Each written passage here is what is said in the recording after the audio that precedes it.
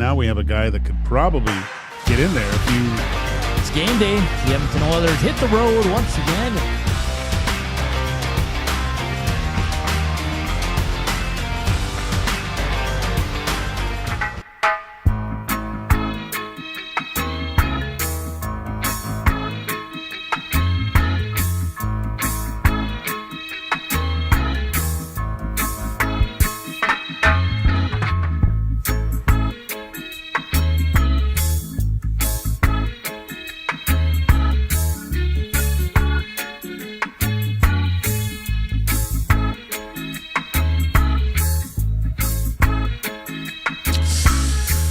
Happy Friday.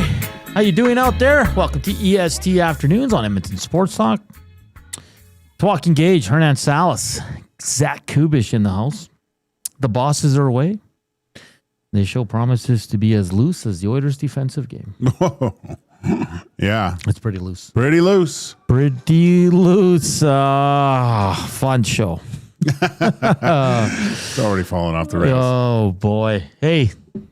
Hit us up, Nasty Chat. Slam that thumbs up. River Korean Box 780-218-9999. Fun show today. Highlights, lowlights. Of course, recapping that game that we saw yesterday from Columbus.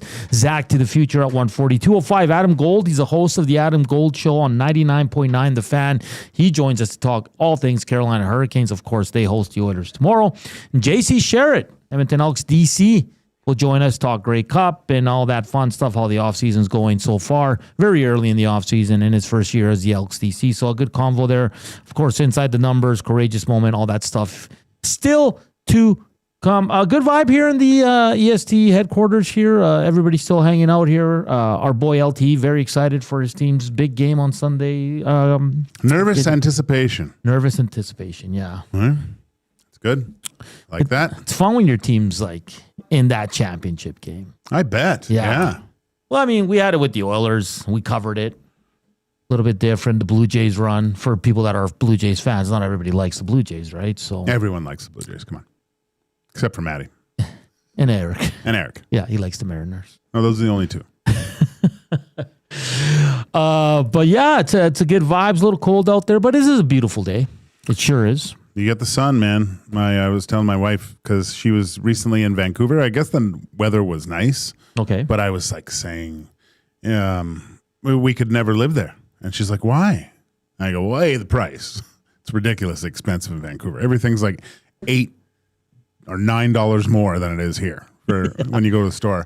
And then I don't think, well, she's a prairie girl, right? From here. Like you can't deal, unless you grow up on the coast with the clouds and the damp, it's you can't do it. It's tough, eh? It's very tough for people. I grew up there, so it's not a big deal for me, but I guarantee my wife would have a rough time without seeing the sun for like a couple weeks. Because that's what in the wintertime, it's just overcast, clouds are low here, there, they settle in the mountains, everything's damp. Like it can get to you. Yeah, like I truly dislike winter with snow. But do you? Yeah, with the Jeff we were talking, and she's like, yeah, but like, would you want to live with 2 months of just gray skies? And I was like, you know what? Like, I hate it here when it's like 2 days like that. So I can't imagine 2 months. It would ruin you. Yeah. Like those types of places, that's why there's like a coffee shop in every corner when you go there, because everyone's got to get juiced up on caffeine just to raise their emotional levels. Yeah, that's a good point. That's a good point. But yeah, the sun, man, is just it can be minus 30, but if the sun's out, it puts you in a good mood. But when you get the glare off the snow, it's so bright, right? So even though we don't get, like yesterday, I was driving and it's like almost 3 o'clock and it's almost dark, man. Yeah, that sucks. Yeah. But it's only another month of it continual darkness until it starts getting lighter again. So yeah, that's probably my favorite time of the year in terms of like the weather stuff is when you start noticing the days get longer. Oh, I know. Isn't that great? Oh, it's the best. Like we are so. I probably told this story before, but I was drinking beers at shocker. I know at Century Grill on Calgary Trail. Well, it's not there anymore. and we're sitting outside and we're having a great time, just an awesome time with me and my buddies, and we're all laughing. And an oil guy from Texas was at the next table. Okay. And his party left, and then he kind of was looking over at us, and then he goes, "Do you mind if I join?" In this big Texas accent, right? Yeah, Can I join you guys? Because we were just having so much fun. So he came over, and he was great, and we we're having a hell of a time and laughing. And then he goes, "I'm moving here. I can't," like it was like 11:30 and the sun was still in the air, right? Yeah. Goes, "This is the most amazing place. It's dark in Texas like 4 hours ago. Like this is," I go, "Dude, chill. Winter, it's dark at 2. So, but he couldn't believe how high the sun was so late, and he just thought summers were great. I told you this, a lot of American players that come from the Elk, they're like, "I can't believe it's still light out." Oh, right, because they get here right when it changed, and they're like, "This is amazing." Yeah, they're like, and nothing in the U.S. compares. They say, like, nothing. And we had players from all parts of the United States. Very, very cool stuff. Joaquin. Hey, we'll get to a lot of Grey Cup stuff. We'll do our predictions. We'll pick our MVPs or MOPs and all that fun stuff as well. The commissioner met fantasy long football, a season-long fantasy football coming. We'll get to that. Kudos to the boys from the Dunia who kind of started it all, and Dusty for pushing it with the commissioner. And now it's going to happen, similar to the NFL style. Hopefully they get that's great. The Utes involved more in the CFL game, because it is a great game. Absolutely fantastic. Hold on. I like this one from Bouchard's Give a Damn. When is qualifying for next year's F1? Been doing laps with the John Deere. We'll let you know. We got to see who's in and who's out, right? How many spots we have? Yeah. Well, so we'll have some fun with that. We'll talk to Speeders and see if we can make something work. That would be great. After hours and do a nice qualifying sesh to get in. But do you think guys or gals that don't qualify and will be pissed? Of course. Throw their helmet at us or something? No, they better expect to come right back at them. All right, let's get to it. The Edmonton Oilers went into Columbus, a place they don't win a lot. It's been since 2019. Listen, the score says 5-4, but it was a bad game for the Edmonton Oilers. Sure, we can give kudos to the top line for their offense. Good. Yes. Good. I like where I'm you're learning. going there. Okay. McDavid, Draisaitl, Savoy. If it wasn't for them offensively, this game is probably 5-2 to finish. The defense, we're going to get to in highlights, lowlights. It's getting really concerning because it's not getting better. The standing around, the turnovers, and Joaquin, it's not even. It's and we're not talking about young guys and guys, the bottom half of the. It's their main guys. It's the guys that you have to get them back into the game. Yes. Columbus hit 6 posts, 4 in the first period. Okay. Mangiapane was a -4. He leads now. He's the clubhouse leader. He's -15. Wow. If you would have told me that yesterday, Joaquin, I wouldn't believe you. No, that's puzzling to me.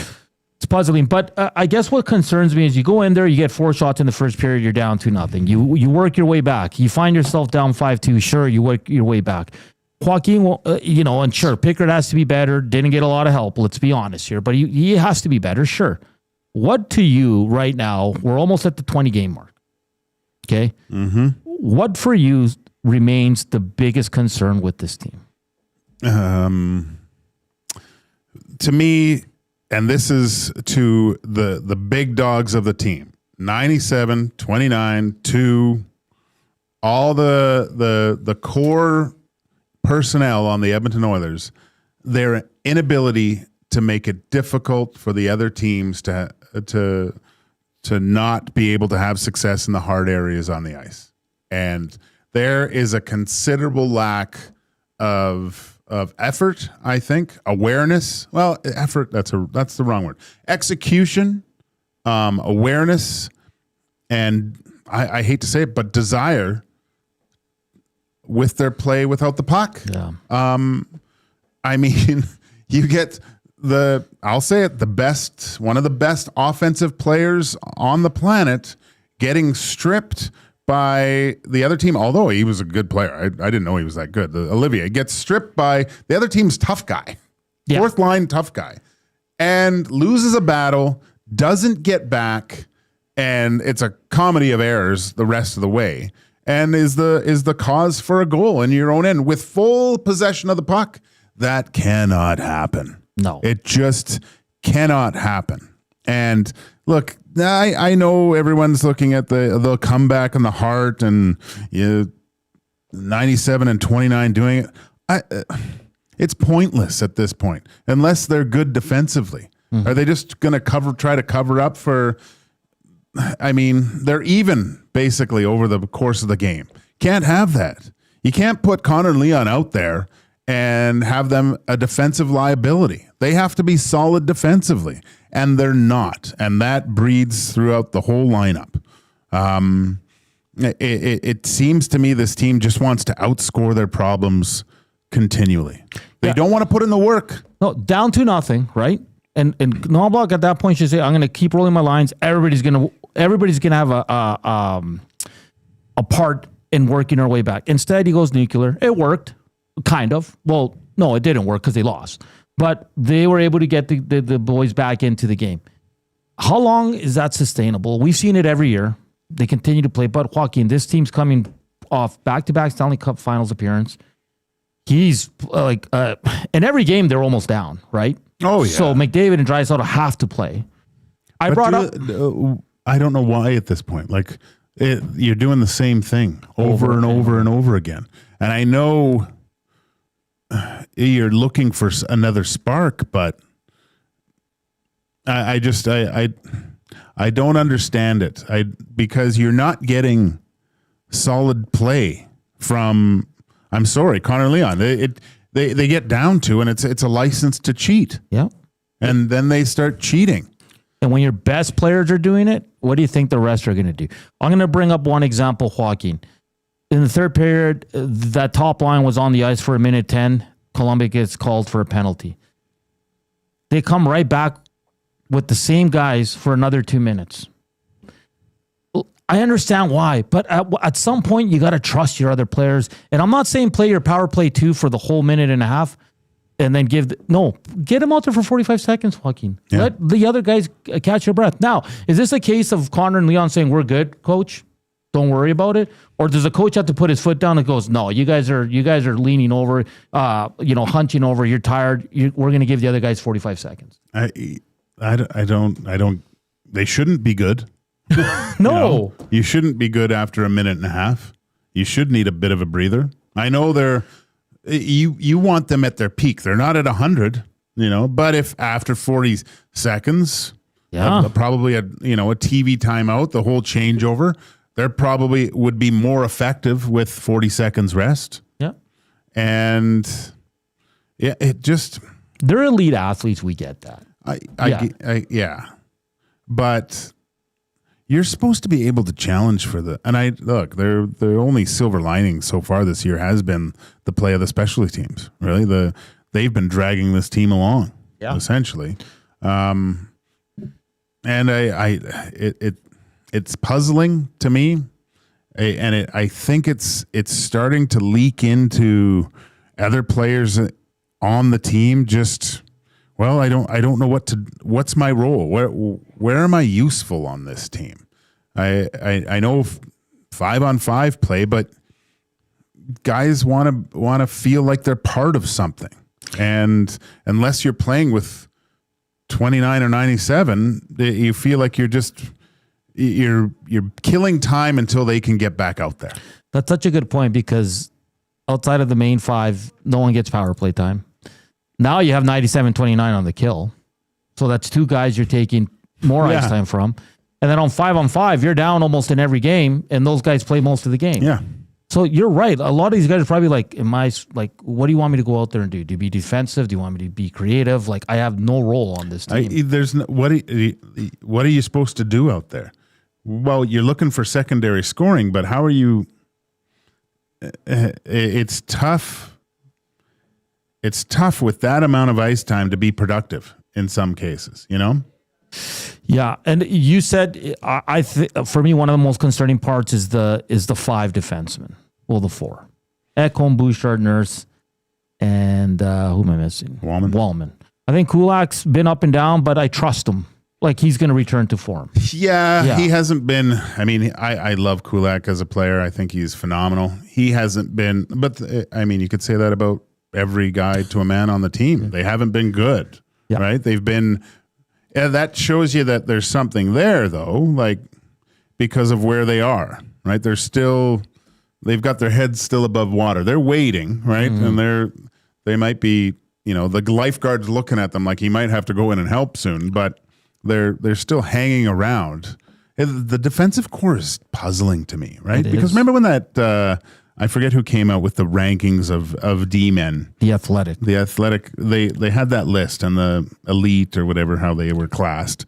And although some teams, if you look at their top 4, you would probably say, oh, that's a top pairing. But then you look at their 5-6 and you're like, oof.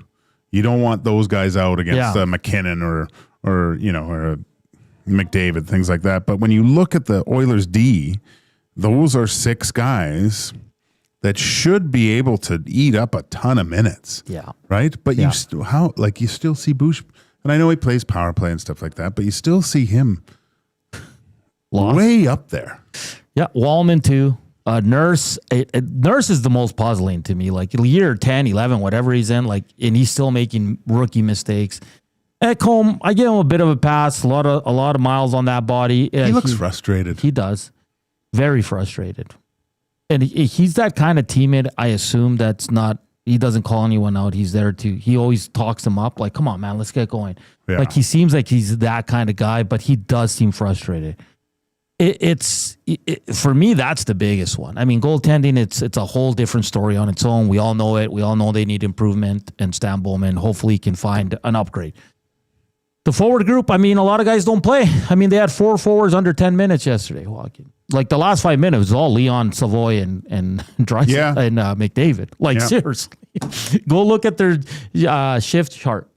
It's unbelievable how much they play, and I get it. They're the best players on the team, and offensive players, and in the world, and and they get it done a lot of nights. They do, but man, this team, Knobloch, you got to give your other guys a chance too to chip in and find roles on this team.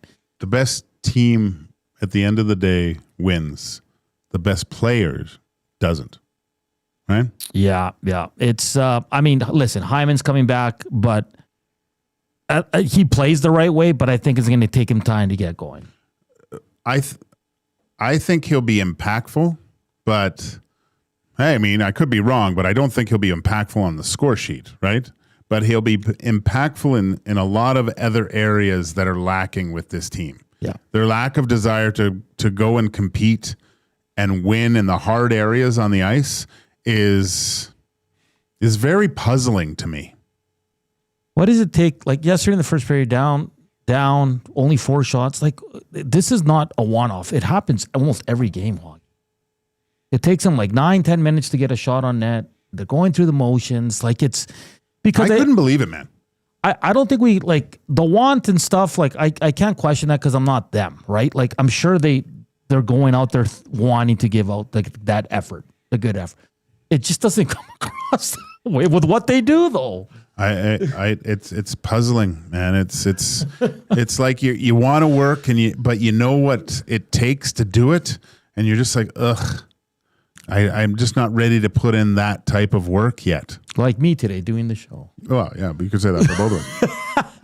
Okay, on the other side of the break, we're going to get to highlights, lowlights. If you missed it, Troy Stecher on waivers, Ike Howard to the minors quickly. Any thoughts on that news from today? Expected? Yeah.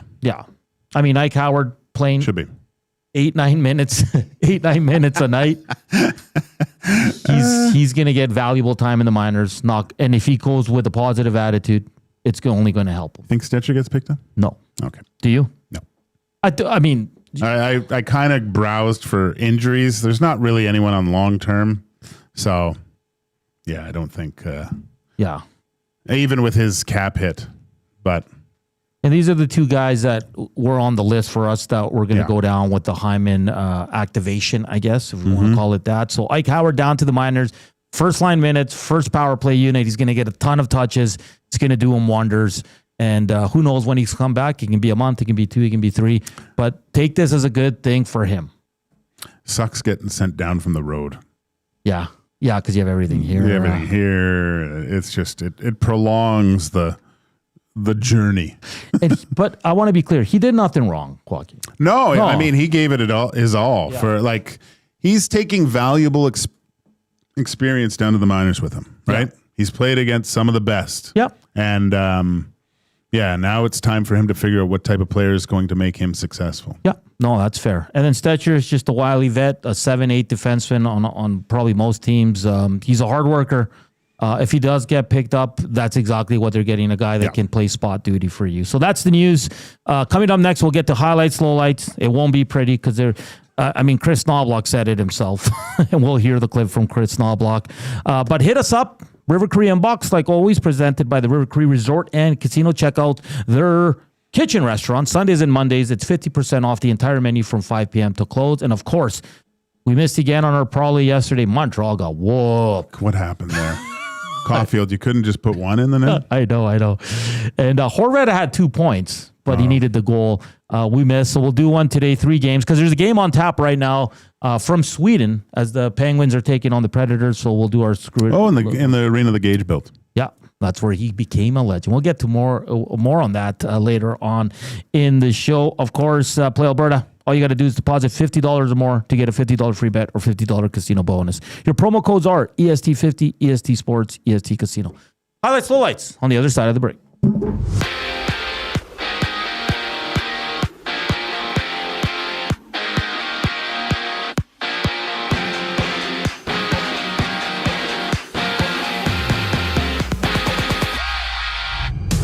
A couple of roster moves for the Oilers. Edmonton waiving Troy Stecher. He's played 6 games for the team this season, while Ike Howard has been loaned to the AHL Condors.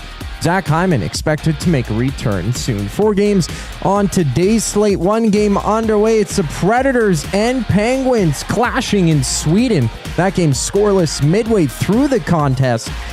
And after that, Edmonton's next opponent, Carolina, plays host to Vancouver. Quinn Hughes of the Canucks has a game-time decision. Puck drop for that one goes at 5. For the Habs, Alex Newhook underwent ankle surgery. He's expected to miss 4 months, while Caden Gooley had a surgery to repair a torn adductor. He's out 8 to 10 weeks. NFL news, Buffalo's Dalton Kincaid has been ruled out against the Bucks this week with a hamstring injury. Darius Slayton of the Giants is also out of action with a hamstring ailment. New York and Green Bay duke it out on Sunday. We also have Isaiah Pacheco out for the Chiefs against the Broncos. 9 games in basketball. The Clippers and Mavericks tip off at 6:30. Golden State visits San Antonio at 7:30, while the Knicks face the Heat at 5. This sports update is brought to you by the Capital Care Foundation. Financial support deeply affects residents at Capital Care, whether it's a one-time donation or monthly contribution. Every penny counts. Find out how you can donate at Capital Care Foundation.net. The show rolls on after the break. I'm Zachary Kubish, and you're up to date.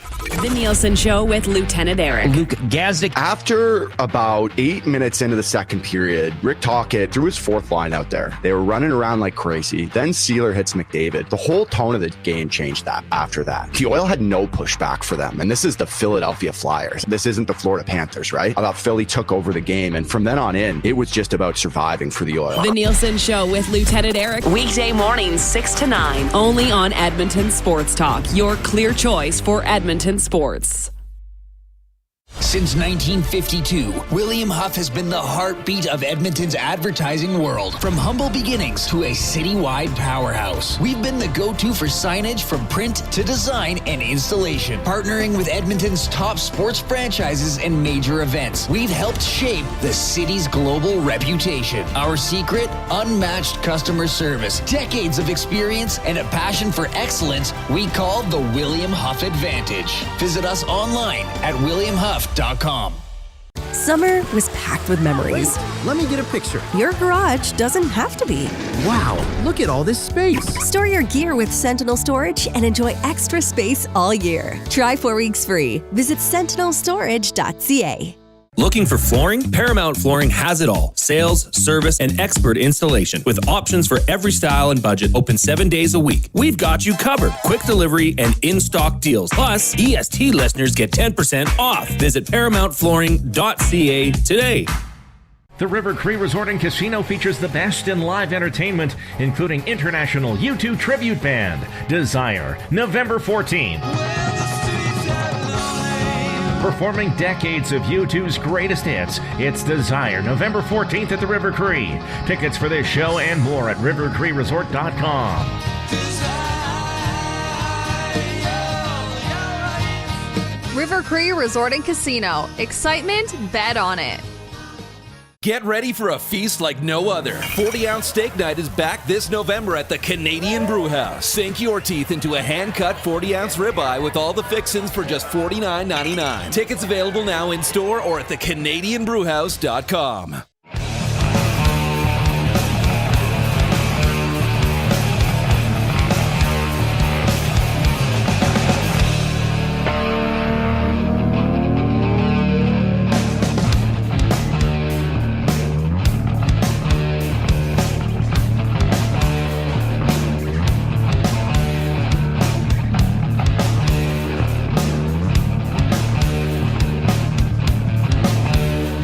We're back here on EST Afternoons. Hernan, Salas, Joaquin, Gage, Zach Kubish with you. We're going to roll into highlights, lowlights.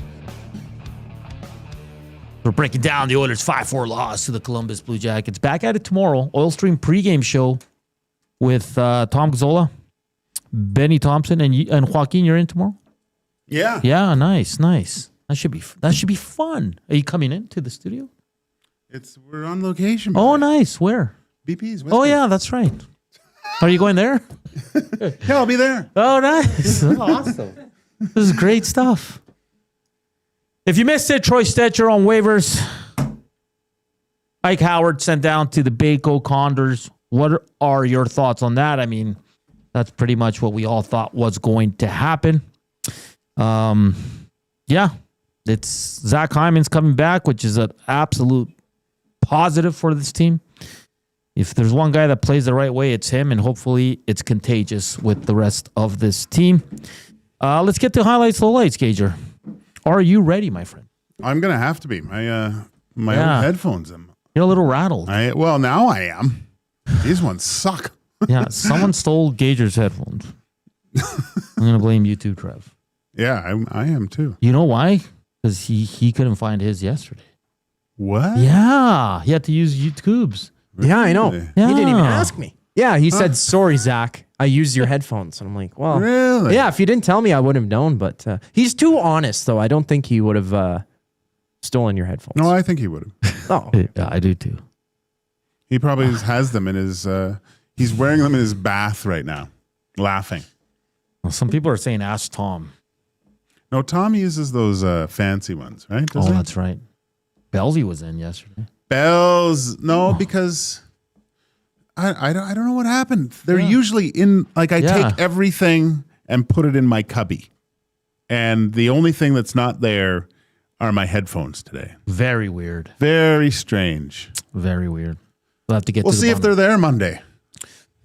Yeah, all the or launch a full-scale investigation. There's cameras. Well, the bosses are gone, and look what happens, man. Well, Maddie left already, right? Yeah. And Reed and Jay would have said something if I left them here. I'm pretty sure, unless they fell out from here to my cubby. Yeah. Someone would have just picked them up and put them on something. Put them somewhere, yeah. Interesting. We'll continue to search for those. We're going to start with highlights, lowlights. We're going to start with the 2-0 goal, Joaquin. This one I know makes you extremely angry. We're ready for it, Coob. Let's just roll it. We'll do our best for just the audio audience here, but the Oilers are down 1-0. This is the worst part for me. It's 17 seconds into the second period when the chaos commences. So right now it's Bouchard in his own end. In one of the circles, he has the full control of the puck, right? Yep. And he let it roll. Goes behind the net. Just brutal giveaway. Great save by Pickard as the puck went right into the slot all alone. Comes back, shot from the point. That was another save, wasn't it? Yeah, another save there. Puts it in the corner. It's nice. There goes McDavid, picks up the puck, loses it. Olivier picks it up, goes back door, finds good old Charlie Coyle. I don't like the tripod that McDavid throws on there. Yeah. Like you see him with the puck, skate, go get the guy, right? Force him so he can't cut in front of the net. Like just force him there. Bouchard, I mean, I know it's a broken play, but I mean, do something resembling anything at this point. Get the pass or take the guy in front, right? Yeah. Like you should almost, if Connor takes a hard stride or two, it becomes a 2-on-2. Yeah. Bouchard's kind of playing it as a 2-on-1, but he has to, I mean, just go intercept the pass at this point, right? And then he doesn't even realize who's behind him. No, because look at the stick placement. It's awful. Like he doesn't even know that there's a guy behind him ready to tap this thing in. He's the most dangerous guy on the ice right now, is Bouchard's guy. It's a horrible play by the two of the top players on the Edmonton Oilers. They give up a glorious chance. Like they should have scored on that one, really, right? And then the puck retrieval, no one's anticipating. Everyone's got the tripods on. There's not a hard stride anywhere. Everyone's floating. It's all just floating. And then McDavid, instead of quick plays, getting the puck up ice, gets pickpocketed, and just not enough coming back on the to recover from your mistake. I'm sorry. You got to work twice as hard without the puck than you do with it. And you don't see it. And then Bouchard falls. I know. Look at this. Come on. He has no idea. No idea that there's a guy right there. That Coyle's there. Where'd that guy come from? Oh, you're here. All right, Gager, let's look at this is the 4-2 goal. Again, I think that's Voronkov just comes in. Guy all alone in the slot. Again, Pickard, good save. Rips it right from where you should shoot it. Board battle. No. The hard areas of the ice. There's no way that this guy should be able to get to the front like that.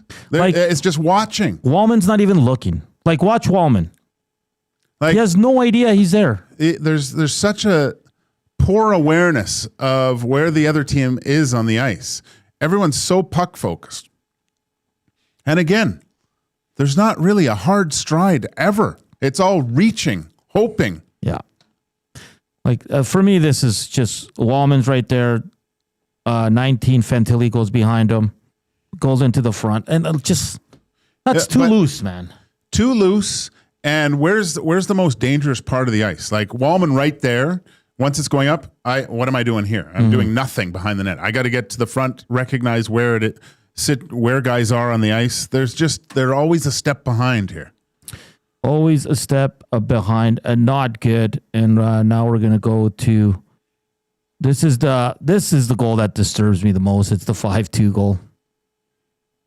Like backdoor wide open. He can't corral it. This right here can't happen, Gager. Like Leon, come on, man. Where is the most dangerous guy on the ice? Shouldn't score from there. It's the guy right there. There's two guys. Yeah. All you have to do, again, one hard stride, and you're there. And there's this little weak reach. And still, I mean, I know people gave Pickard a lot of crap, but there are 3 goals right there that he would have had to make a 10-bell save to save some of these things, you know? And you can't expect your goaltender to save all these. And just to have a guy right alone in the slot like this, there's essentially 4 Oilers standing around this guy before he just rifles it in the net. Not good enough. And they're saying, oh, well, they fought back. They fought hard.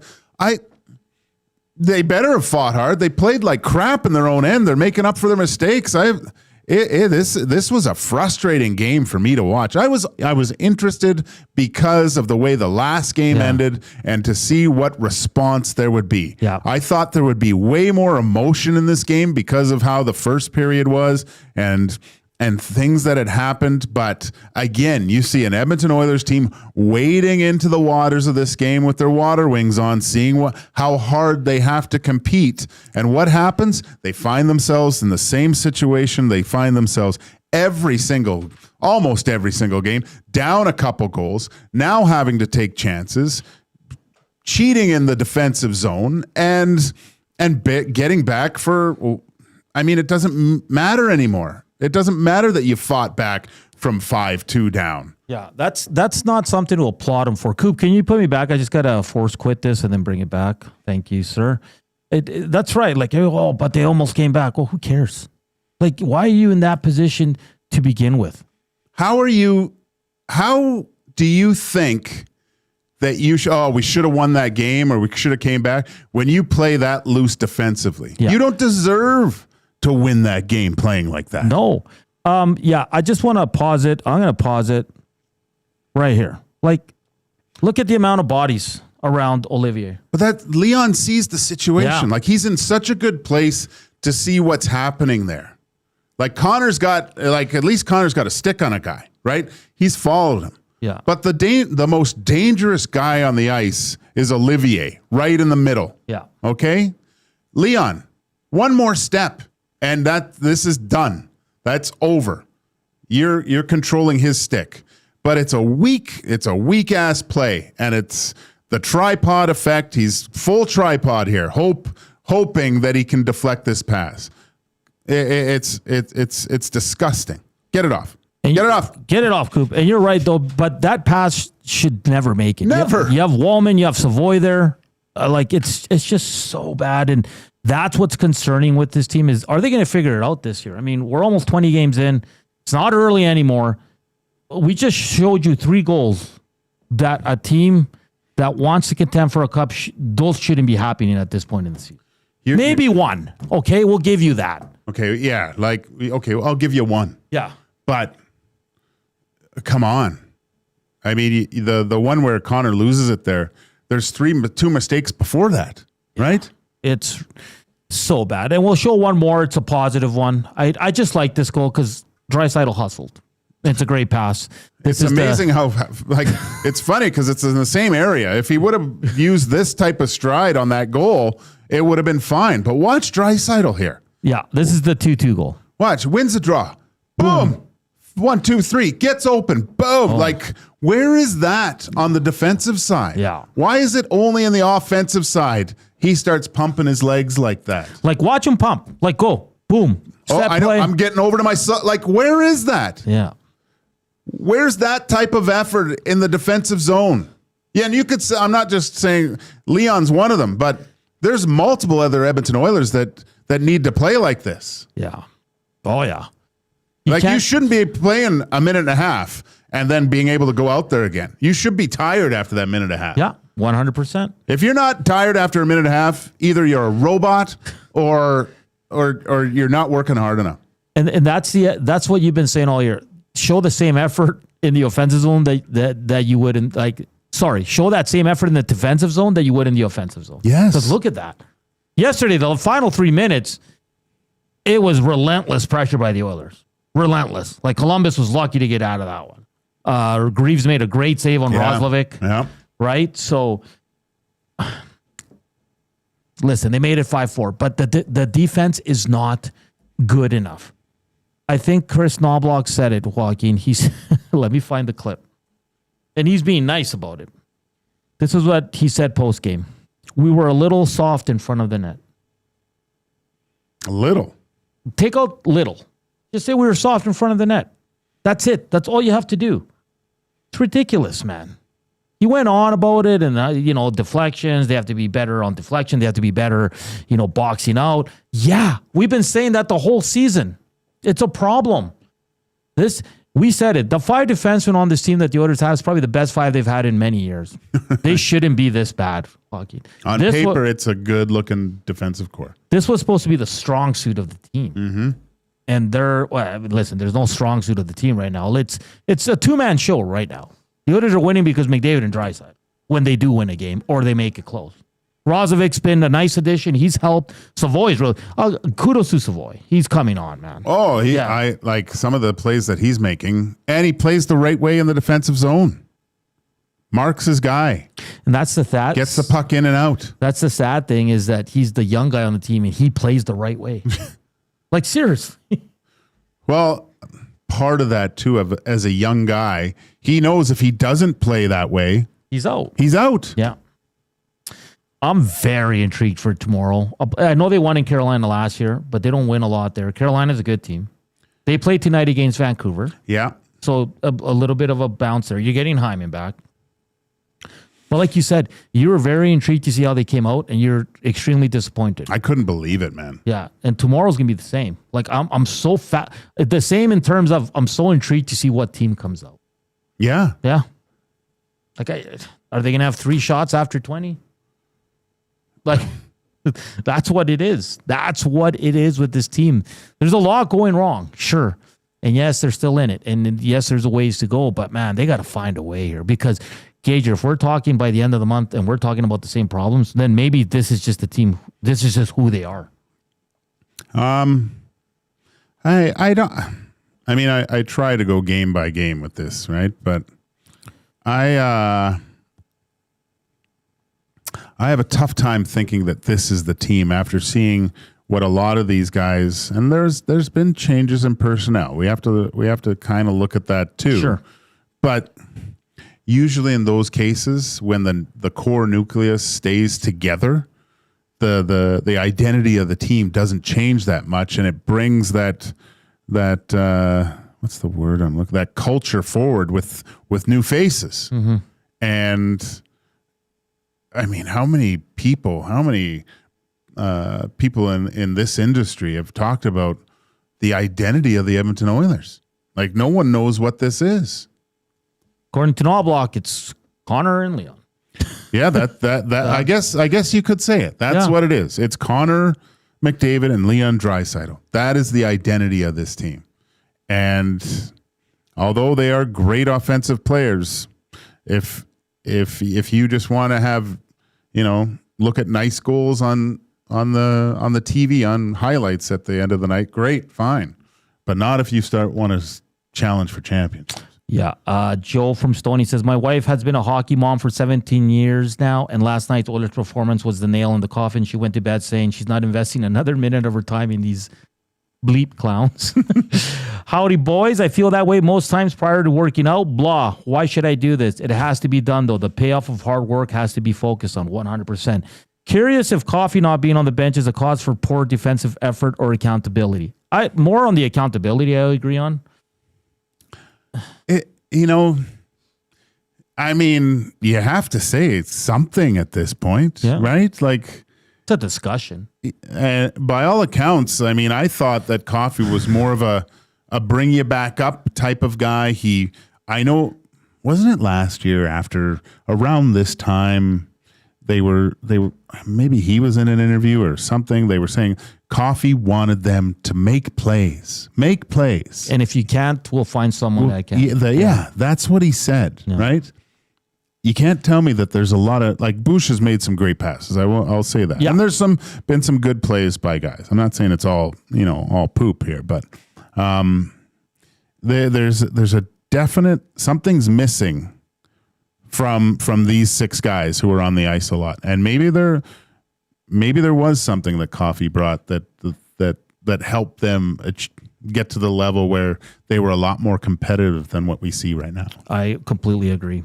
This one from 403 says 4 regulation wins in 19 games is not cup final material. No, we got to start treating this team of what they've shown us. Right now they're fighting for a wild card spot.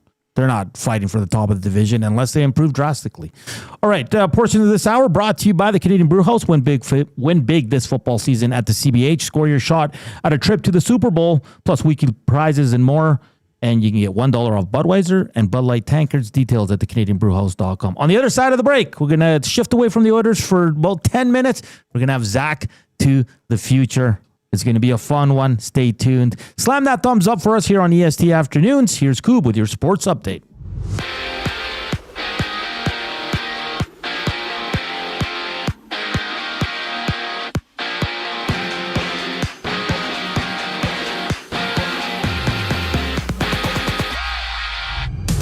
The Oilers have loaned Ike Howard to the AHL. He scored 2 goals in 17 games this year, while Troy Stecher has been placed on waivers. He suited up in 6 games for Edmonton this season. 4 games on today's slate. Right now, Pittsburgh has a 1-0 lead after 40 minutes over the Predators. Evgeny Malkin scoring his 4th of the season for the Penguins.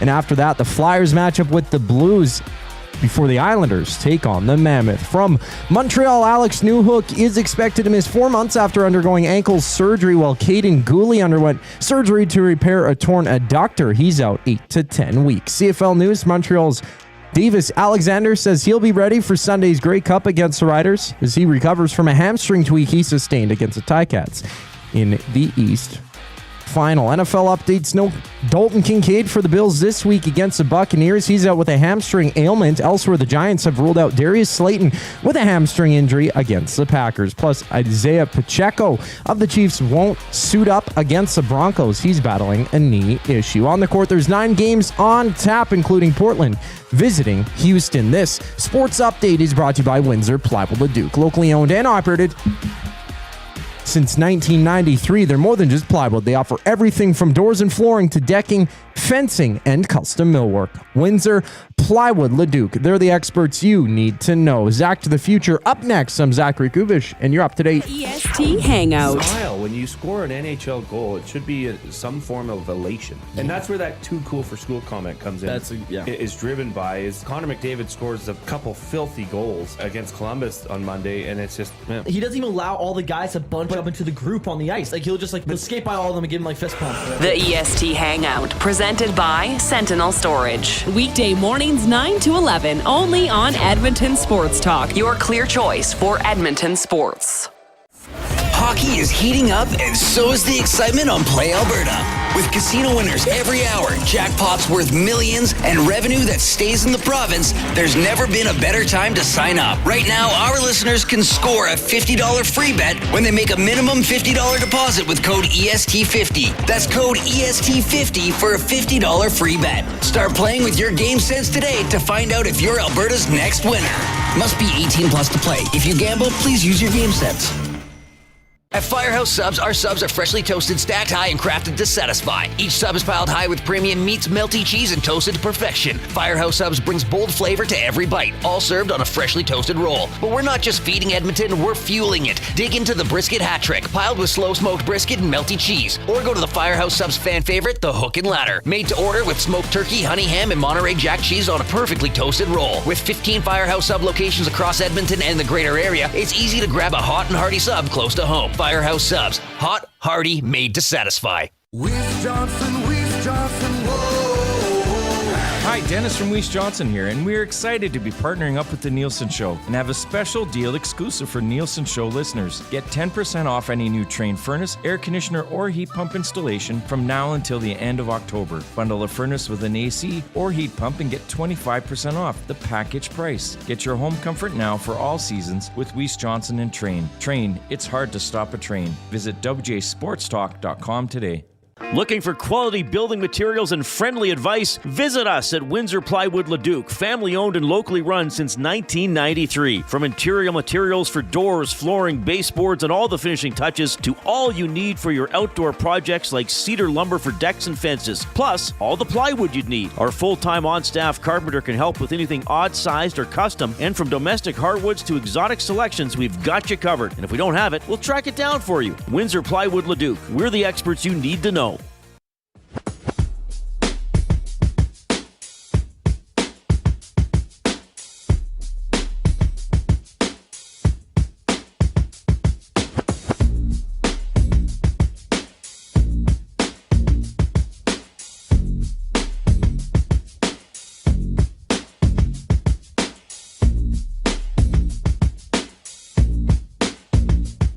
Welcome back to EST Afternoons here on Friday. Of course, it's Grey Cup weekend. We'll get to Grey Cup talk with JC Sherritt. We'll also have our picks as well. This is Edmonton Sports Talk. Joaquin, Gage, Hernan, Salas, Zach Kubish with you here. We also have Adam Gold from the Adam Gold Show on 99.9 The Fan in Carolina. He'll join us shortly to talk all things Carolina Hurricanes. Of course, they host the Oilers tomorrow at 5 o'clock. Don't miss the All-Stream show. The All-Stream pregame show, sorry. Tom Gazzola, this guy, and Benny Thompson will preview preview it, and they'll be back later to hopefully talk about a dub for your Edmonton Oilers. It's time now, though, for Zach to the Future. Just as I predicted, time traveling is just too dangerous. 1.21 gigawatts. Great Scott. All right, Gager, you want to kick us off? Oops, hold on. Sorry, that was me. Yeah, no. That's where you... There we go. All right. Zach, are you ready? I think I am. Okay. What year did the Hartford Whalers move to Carolina? Ooh, boy. I'm trying to run it through here. I'm thinking late 80s. Now, wow, okay. We'll give you a hint. It was in the decade of the 90s. Oh. Okay. Great start. Great. Fantastic. How long have they been around as a franchise? I'm trying to think if they've celebrated their 25 years as Carolina Hurricanes yet. The Avalanche, well, I guess it would have been the Nordiques, so it would have been mid-90s. I'm going to go 1994. Final answer. Close. We were looking for 1997. Oh. So I asked to read this. He knew it right away. Did he? Yeah. He didn't even hesitate. And for a guy, I like my NHL history. I probably should have known that. Okay, this is what you get one what is it? One free pass or Lifeline. You can go to the Nasty Chat or you can ask Reed. For guess the movie cover, we'll give you one there too. For one movie though. Okay? Oh, that's it. Okay. Okay, here is your guess the song. Gage and I have been talking about this song for the last 2 weeks. We've even sang a little bit of on the show. I sang it in the shower this morning. Well, my friends, the time has come. Raise the roof and have some fun. Go away. There's work to be done. I've never heard that song in my life. Let the music play on, play on. He's never listening to us. See, we sang. Everybody sing. Everybody dance. You guys sound a little bit different. Okay, I'm gonna go. We're going to party. I'm gonna go Timing. ask Fiesta forever. Sure. Come on and sing along.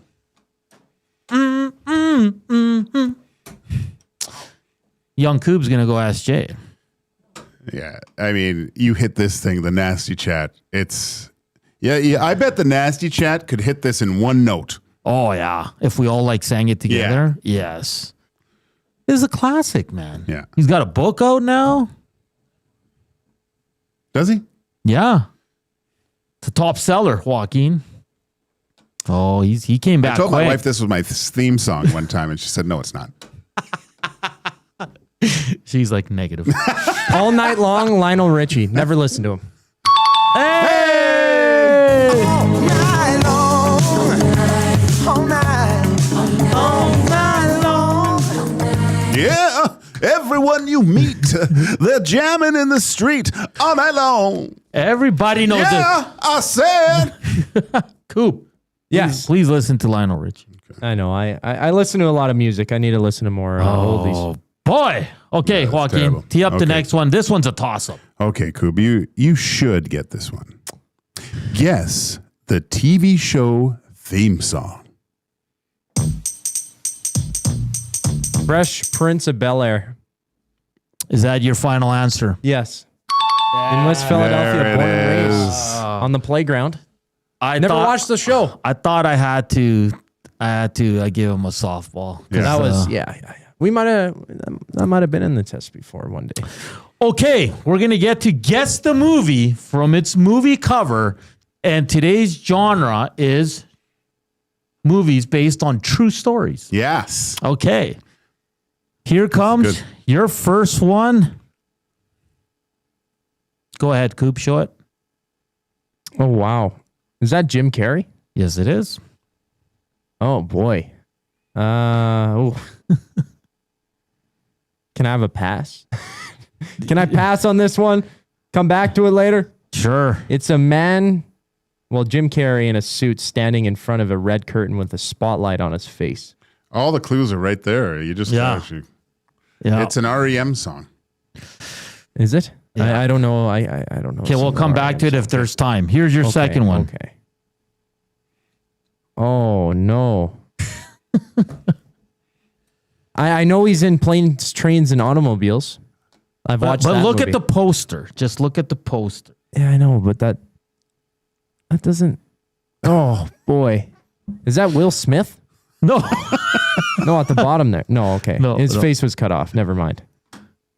I saw the hat and the eyebrows. I don't know this one. Okay, so we're going to give you a good old pass. Just give me a... Give him the X there. The X there. Okay, here is your third movie. Goodfellas. Final answer. It's about time. There we go. Have you watched Goodfellas? Yes. Okay. One of my favorite movies. That, for people that's watching, if you remember, it's De Niro, Pesci, and Ray Liotta on the cover of that one. Yeah. All right. Solid. It's such a good Zedmo, failure of our education system. Yes. Oh, which one's next, Kate? Here is your fourth one. Oh. Sports movie. Isn't this one of Dusty's favorite? Who is that? Yeah, it will make you cry. Blindside? No. Wait, no. That's the wrong... what other football movie is this? So it's a man in a suit with a duffel bag or something in his hands on a football field. And you can see the goalposts in the background. Yes, sir. There's lots of sun beaming through. I can't see the gentleman's face. Oh, man. Well, I'm trying to think of football movies. I can only think of Blindside. And I know Last name Gamgee. If that helps. That throws me off even more.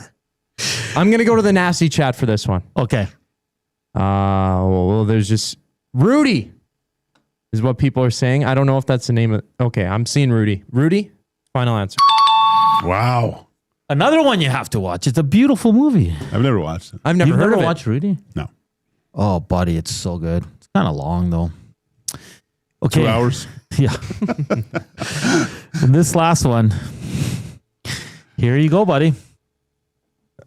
Oh, so it looks like an album cover almost. There's some writing. It's just a man with a guitar or something. There's a strap on him. Is that a guitar? Yeah, I don't know what this is, boys. I've nothing. I've nothing. I can't even think of what this might be. I don't even know who. Song? Can you play the song? Oh, I have it. Oh, wait. La Bamba. There we go. Oh, you're going to get lucky, Coop. Oh, yeah, you said I have the song. I'm like, wait. Yeah, you guys have sung that. I heard you guys and one sing last that. one. Reed just texted me. He almost walked you out of the building. Yeah, who is... I mean, I have no clue what this is. I'm sorry. It's the Andy Kaufman. Who is Andy Kaufman? Oh, boy. It's Man on the Moon. Would you believe? What? Man on the Moon is the movie. It's about Andy Kaufman. About Andy Kaufman, yeah. Yeah, who is... I don't know who he was. A very eccentric comic. Yes. Oh, okay. I thought it was a comedian of some sort. All right, let's see what he did. Yeah, this is terrible. This is embarrassing. I should get somebody else to do this segment now. No. 5 out of 8. 5 out of 8. 5 out of 8. There's no way. With the I got 5 nasties out of 8. and Jay help. So With their help. not bad, Coop. Not bad. Hey, thanks you got to Jay good and the fellas. nasties. Yeah, well... And if you didn't get La Bamba, we were gonna walk you out during this break. Like I couldn't even. Yeah, I was like, what is this? What is this? Yeah. All right, we got to go because we got to get Adam Gold, the host of the Adam Gold Show on 99.9 The Fan. We'll talk all things Hurricanes. Of course, they host the Edmonton Oilers tomorrow. They're in action tonight, though. They'll host the Vancouver Canucks without Thatcher Demko. We'll get a good idea of how the season's going so far for the 11-5 Carolina Hurricanes. Like always, the afternoon inbox is presented by the River Cree Resort and Casino. You want to check out a show tonight? Desire, it's the International YouTube Tribute. All you got to do for tickets is go to the River Cree box office or hit up their website, rivercreeresort.com. It's hour 2 on the other side of the break here on EST Afternoon. Slam that thumbs up. We're back with Adam Gold. The Reed Wilkins Show with Jay Milne. The offside challenge. I do not look at these as lucky for the team that benefited from the offside challenge. You can't just always find a way to blame the team if the goal didn't count. And quite frankly, let's look at this another way. It would have been tough if they would have lost, because I think I still would have felt as if they played one of their better games of the season. The Reed Wilkins Show with Jay Milne, weekday afternoon 3 to 6, only on Edmonton Sports Talk, your clear choice for Edmonton sports. Running your own small business takes courage, and as it grows, so does your team. That's why Alberta Blue Cross offers health, dental, life, disability, and wellness benefits designed for small businesses, because we know a healthy team means a thriving business. Join over 5,000 Alberta businesses who have chosen us to help their business grow and succeed. Alberta Blue Cross takes care of you and your employees, so you can take care of your business. Visit ab.bluecross.ca to find a plan that's right for you. When gambling, set a budget before you play. Stay informed and visit GameSenseAB.ca to learn how. Remember, if you gamble, use your game sense. You've heard the name, but what does it mean? For over 66 years, William Huff Advertising has supplied signage from screen printing to digital to LED with design, production, and install in-house. It's a one-stop shop for all your signage needs. Edmonton owned and operated, William Huff has been trusted by the biggest companies and teams in the City of Champions and many others across the country to do the job. If you're looking for a way to get the word out about your company or event, they are the answer. Go to www.williamhuff.com. Their results speak for themselves. Skip the couch and hit the Canadian Brewhouse. Your home for every puck drop, every goal, and every cheer. With ice-cold drinks, massive screens, and the best fans in town. This hockey season, our house is your arena. The Lock Shop. We've been operating our league for 10 years. Matthew Iwanek at the helm. But again, we've been banging this drum.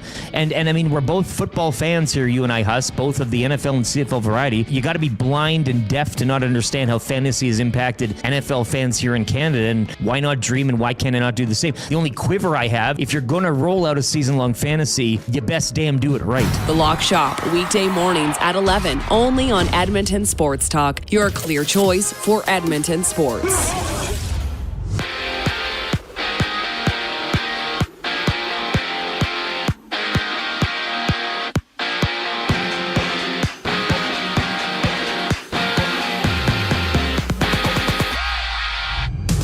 Ike Howard of the Oilers has been loaned to the Bakersfield Condors after playing 17 games for Edmonton this season, recording 2 goals, and Troy Stecher has been placed on waivers, seeing just 6 games for the Oilers this season. 4 games on tap in the NHL today, underway early in the third period. The Penguins hold a 1-0 lead over the Predators. Later on, Carolina hosts Vancouver. Quinn Hughes has a game-time decision for the Canucks. We also see Philly hitting the ice in St. Louis, and the Islanders facing the Mammoths. Some injury news for the Habs. Keaton Gooley underwent surgery to repair a torn adductor. He'll miss 8 to 10 weeks. Plus, Alex Newhook had ankle surgery. He's expected to miss 4 months. In CFL news, Montreal's Davis Alexander says he's ready to go for Sunday's Grey Cup against the Riders as he recovers from a hamstring tweak he sustained against the Ticats in the East Final. Down south, Darius Slayton won't play Sunday for the Giants against the Packers. He's sidelined with a hamstring injury. Plus, Buffalo's Dalton Kincaid will miss Sunday's game against Tampa with a hamstring issue. In the association, the Nets and Magic tip-off. Sacramento visits Minnesota, while the Clippers and Mavericks hit the court for a total of 9 games around the NBA. I'm Zachary Kubish. That was your Sports Update. Hour 2 of EST Afternoon starts right now.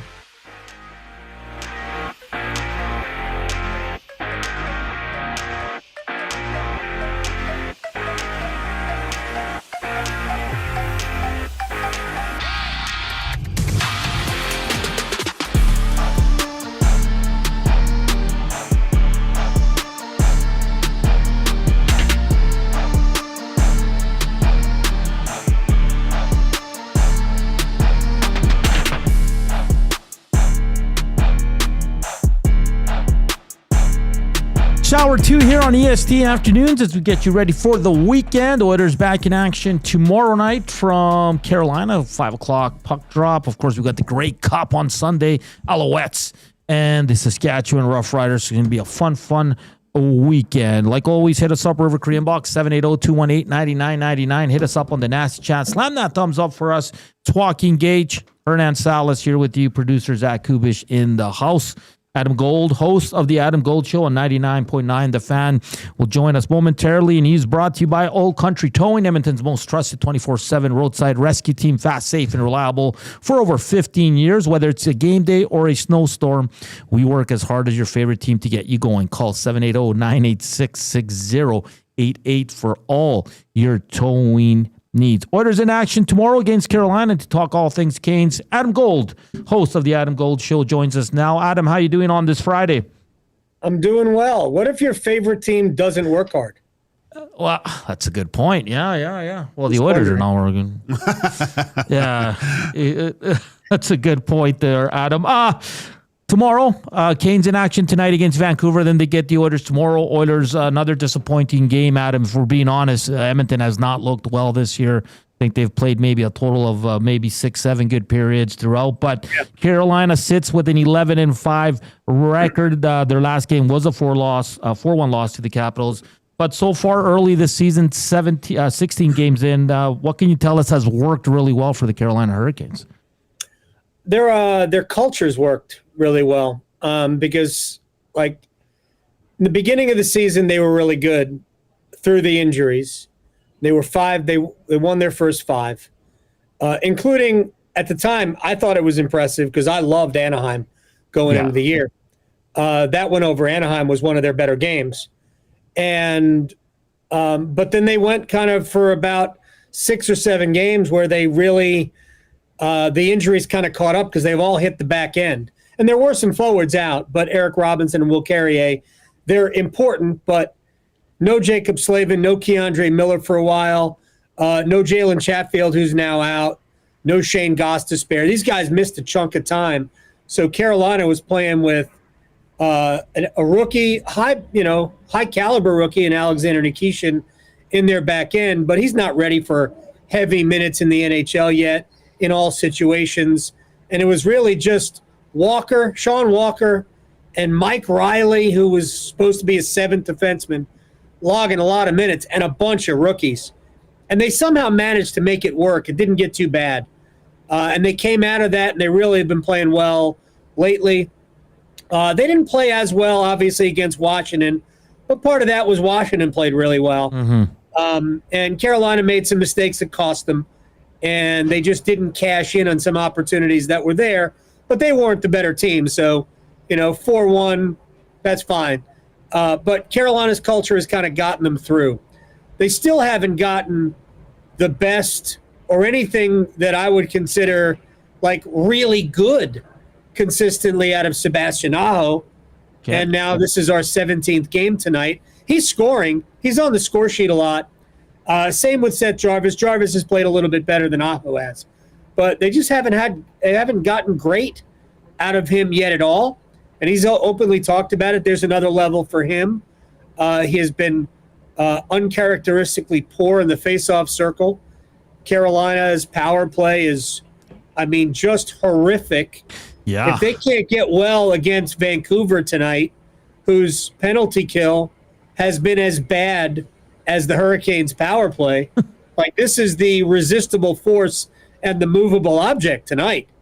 Vancouver's so bad. Like they've allowed 20 power play goals in 19 and 18 games.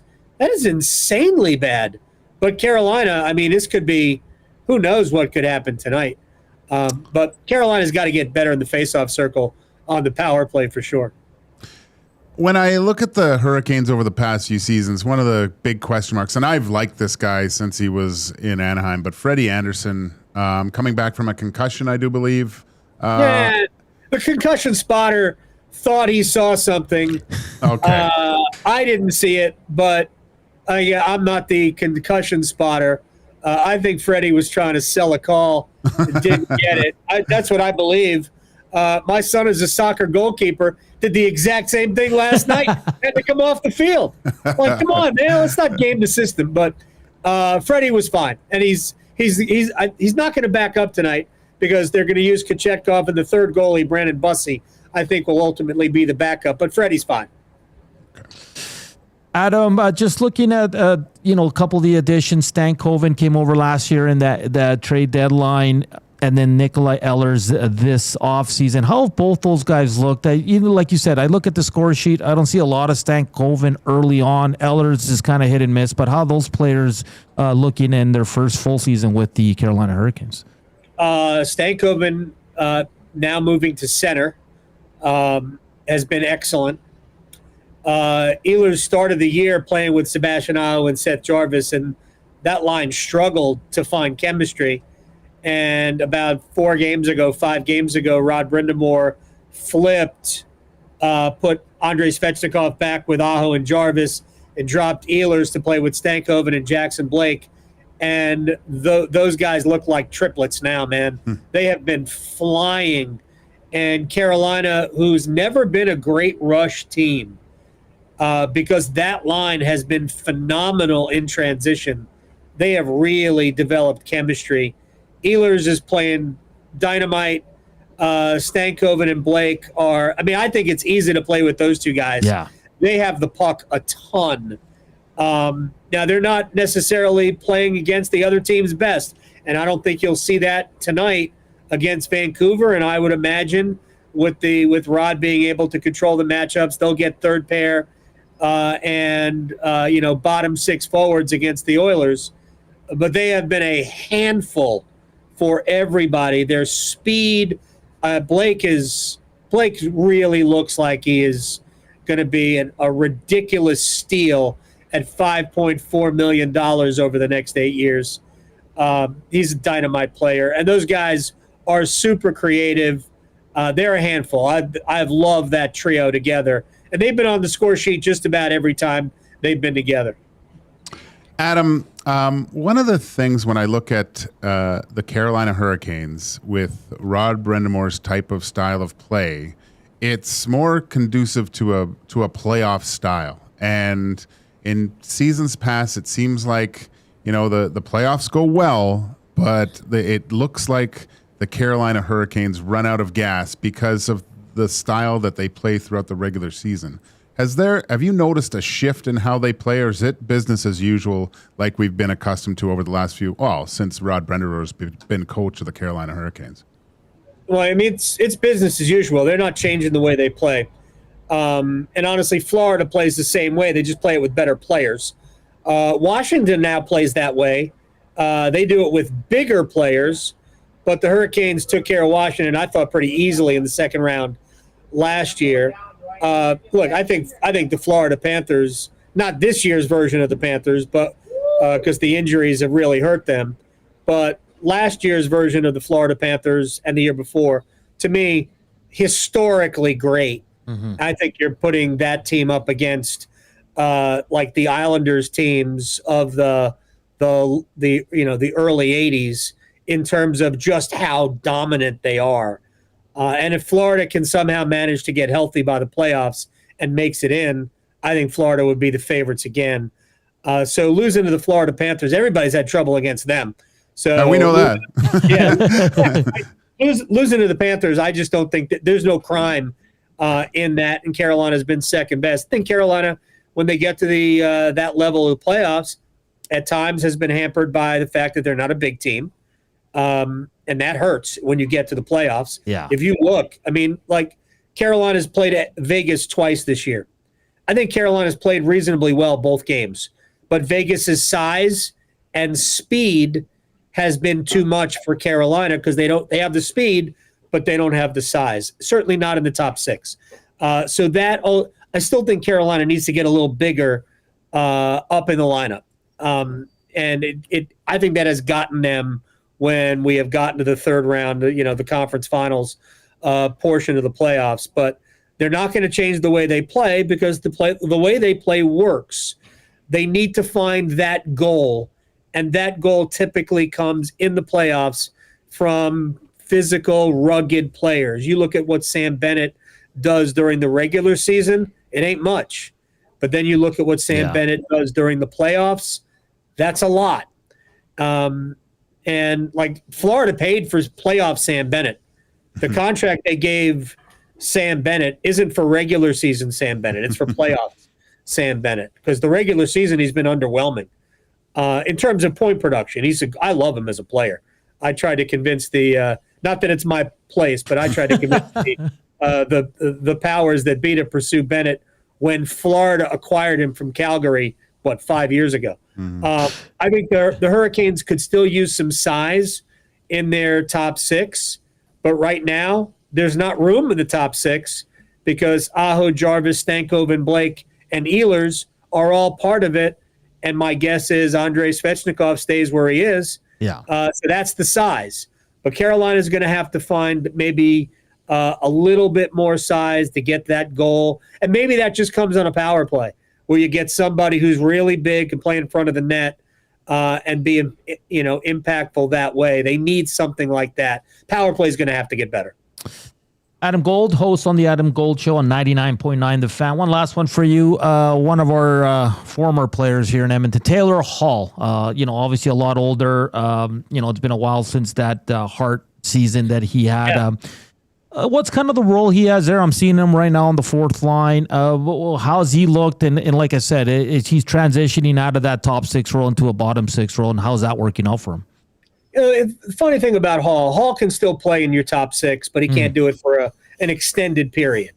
And I think he played probably 7 or 8 games with Stankoven and Blake and played well.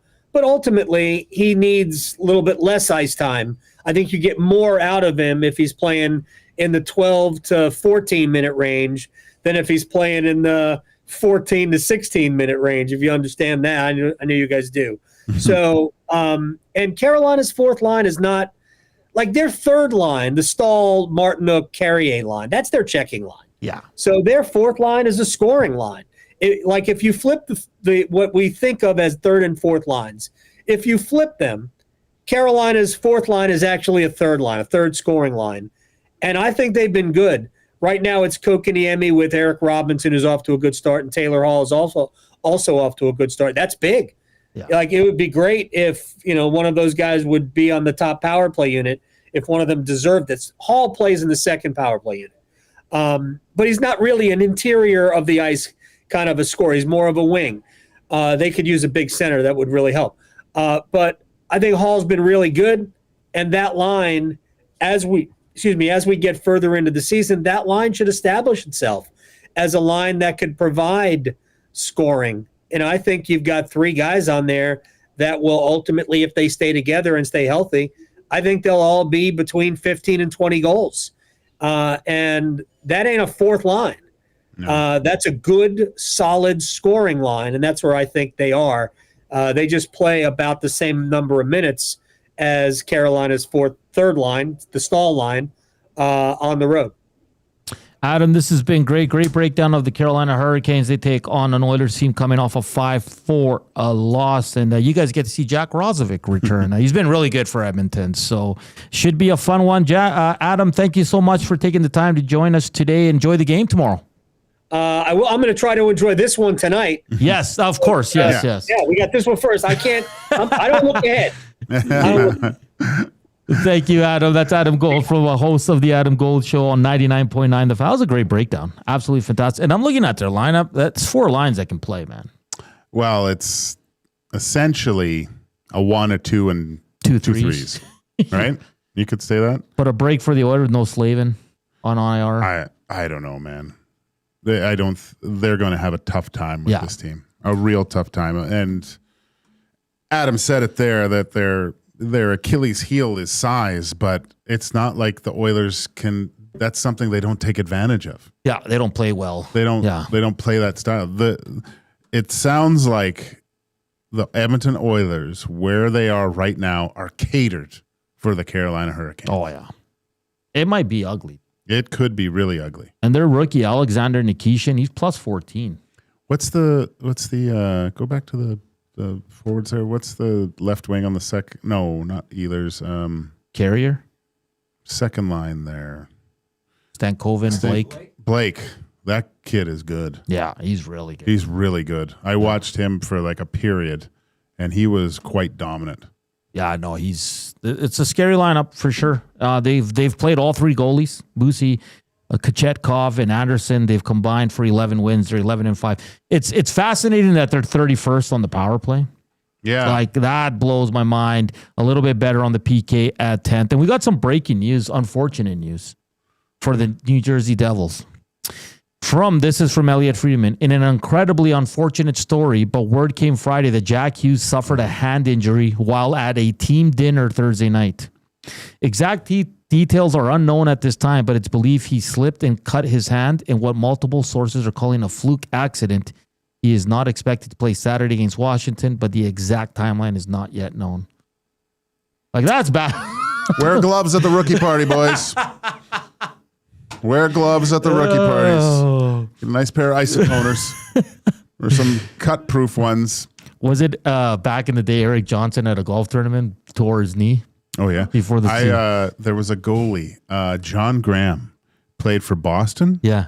And they were out, and I guess they were outside at the bar afterwards. This is secondhand. I don't know if this is exactly true, but a car came by and he kind of stepped off the curb to get it and rolled his ankle real bad because the car, whatever. And I forget the GM at the time, but he rolled in the next day and couldn't walk. And they didn't pay him his contract because he essentially, if you get hurt outside of the rink, they don't. Essentially, I don't think they have to pay you, right? So it was a big brouhaha over the PA with this, but and it's unfortunate for me because he's on my fantasy team. That's too bad. That's too bad. But Adam Gold was great, absolutely fantastic. Oilers, Canes tomorrow at 5:00. Coming up next, talk some Grey Cup, talk some Elks, talk some CFL with Edmonton Elks defensive coordinator and former Elks legendary linebacker, J.C. Sherritt. That's on the way here. Like always, the afternoon inbox presented by the River Cree Resort and Casino. Check out their Tap 25 restaurant where the entire menu is 50% off 7 days a week from 2 to 5 p.m. J.C. Sherritt on the other side of the break.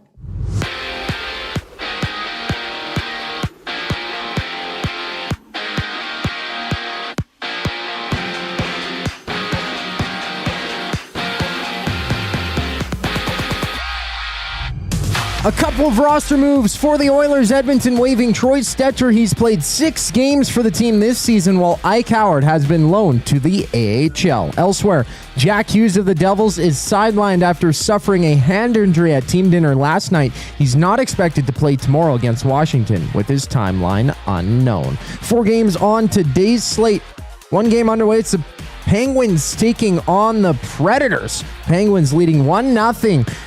with about 7 minutes left to go in the third period. After that, Edmonton's next opponent, Carolina, plays host to Vancouver. For the Habs, Alex Newhook underwent ankle surgery. He's expected to miss 4 months, while Caden Gooley had surgery to repair a torn adductor. He's out 8 to 10 weeks. NFL news, Buffalo's Dalton Kincaid has been ruled out against the Bucs this week with a hamstring injury.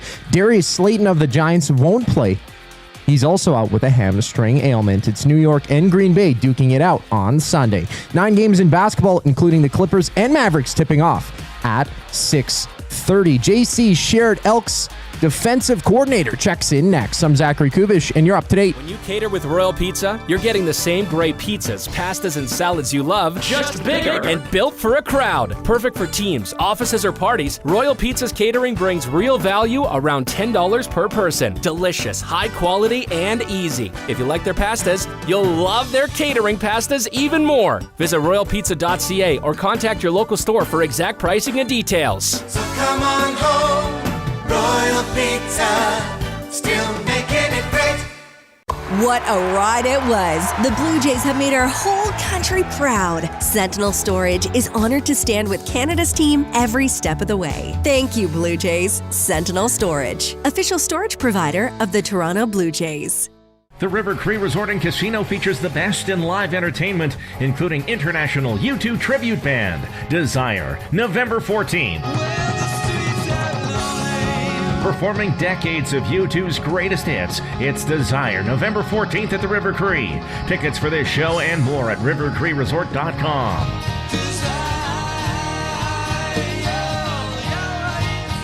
River Cree Resort and Casino. Excitement, bet on it.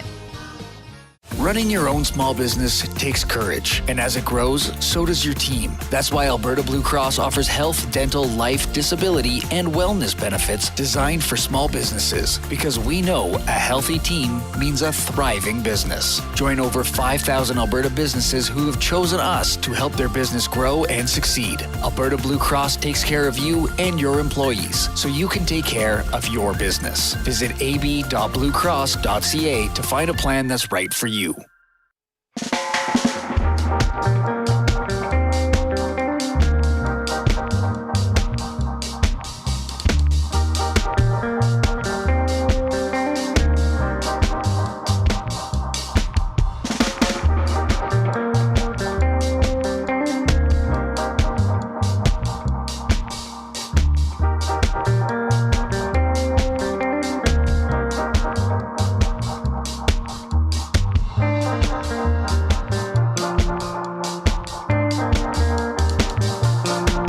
We're back here on EST Afternoons. Edmonton Sports Talk live from the William Huff Studios. It's Joaquin, Gage, Hernan, Salas. Big game on Sunday's Grey Cup from the good old Peg as the Saskatchewan Rough Riders in Montreal Alouettes duel it out. And to talk all things Grey Cup, talk a little bit about the offseason. Edmonton Elks defensive coordinator JC Sherritt. JC, how's the offseason going so far? It's good. It's all good. Spend some more time with the family, and you watch this game on Sunday, and then you're ready to get back to work pretty quick. And quick, before we get to the game, JC, just want to ask you, your first year with the Edmonton Elks as defensive coordinator, the defense started a little bit slow, but you guys really turned it on in the second half of the season, even before the second half of the season. And I remember at the season end avails with Coach Mark Killam, we talked about how you guys lost a lot of key veterans on the defensive side, but all the young guys, you guys didn't miss a beat. They stepped up and they turned some heads. I'm talking about, JJ Ross, Shaylin Garnes, Logan Jr. Just talk about your first year as a D coordinator and how your group got better and better as the weeks went on. Yeah, I mean, I think it was obviously a just huge learning experience for myself. You look back at it, and we played good football in the back half, but now you look at it as, why did we not play good football in the first half? Yeah. So that's our entire mindset this offseason, how we're going to approach that, how we're going to attack that. But we certainly got really good experience with our rookies.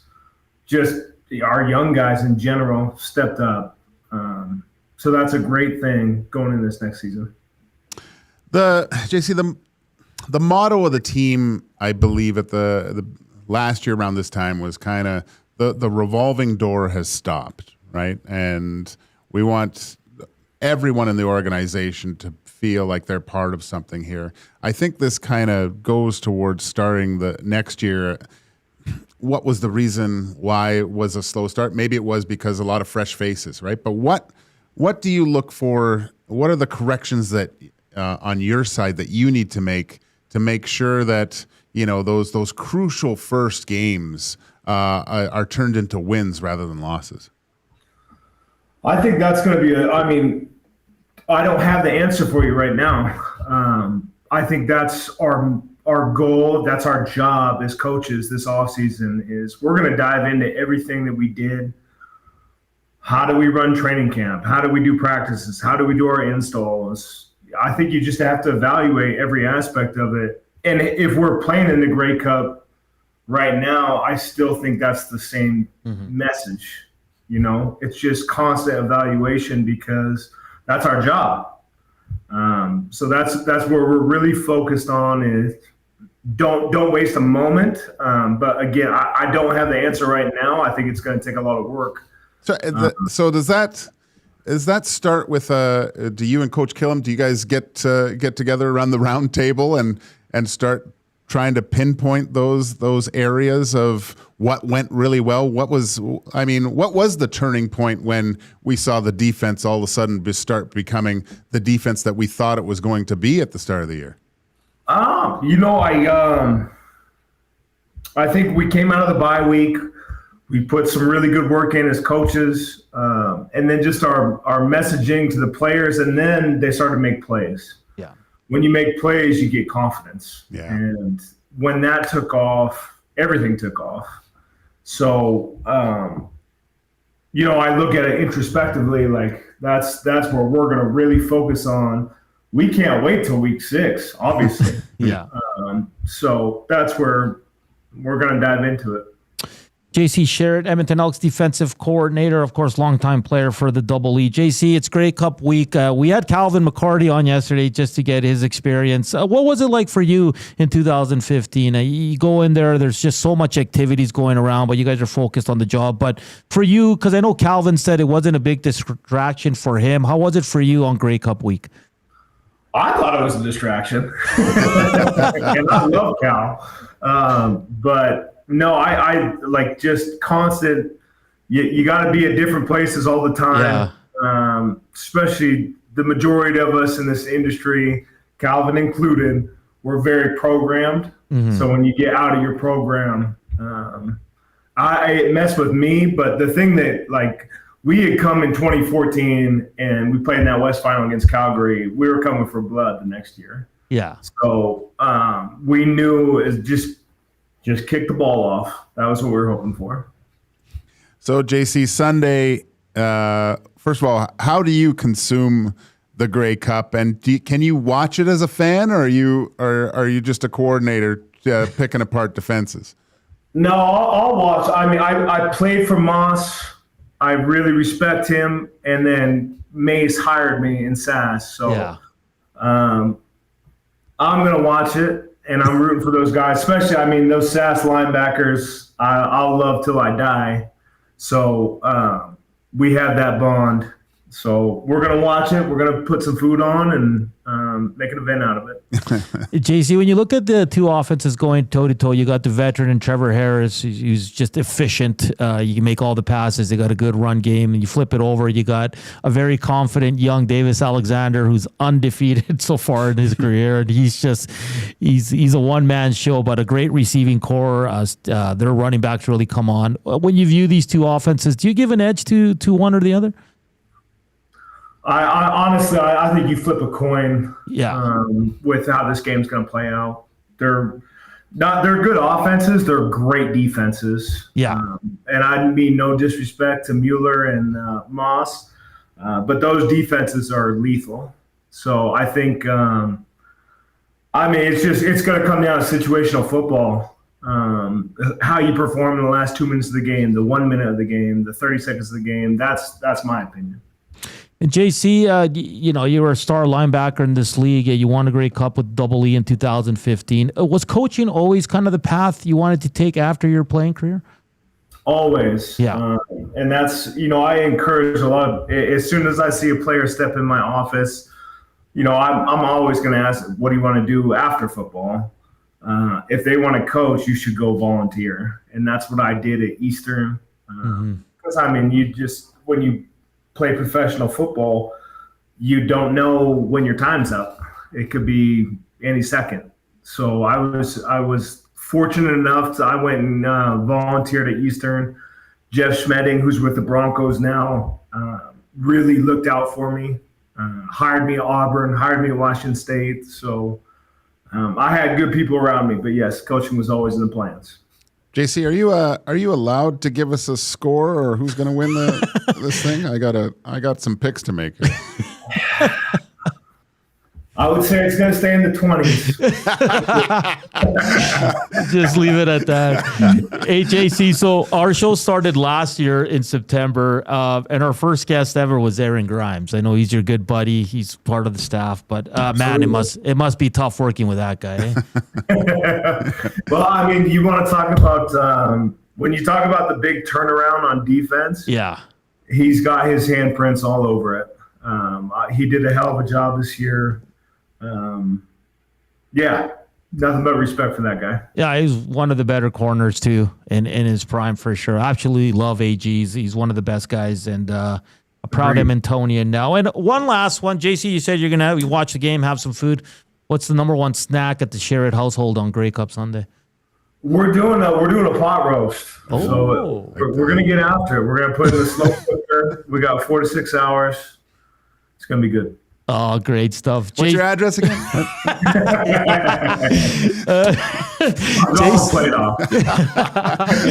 Give me something, man.